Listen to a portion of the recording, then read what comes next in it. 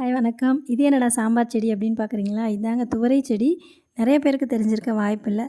இந்த செடியில நெறைய வெரைட்டி இருக்குங்க. இது வந்து 90 நாட்கள்லேருந்து 6 மாதம், 8 மாதம் வரைக்கும் பயிர் பண்ணக்கூடிய ஒரு செடி.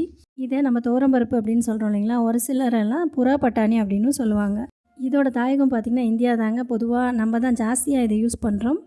இது வந்து 1 கிலோ விதை இருந்தால் 1 ஏக்கரா ஃபுல்லாக பயிர் பண்ணலாம் அப்படிங்கிறாங்க. இந்த பயிர் வரத்துக்கு 6, 7 மாதம் ஆகும் இல்லைங்களா? விவசாயிக்கு வருமானம் வேணும்ல. இதுக்கு கீழே நீங்கள் ஊடுபயிரா உளுத்தம் பருப்பு போடுவாங்க. உளுத்தம் பருப்பு பார்த்தீங்கன்னா ஒரு 45 நாளில் வந்துருங்க. உளுத்தம் பருப்பு ஏன் போடுறாங்க அப்படின்னா, கீழே வந்து நல்ல ஒரு போர்வை மாதிரி நிலம் போத்தி இருக்கும். அதனால் நீர் ஆவியாகிறதும் தடுக்கும். ப்ளஸ் களைச்செடிகளும் நிறைய முளைக்காது. அதனால் உளுந்த விதைப்பாங்க.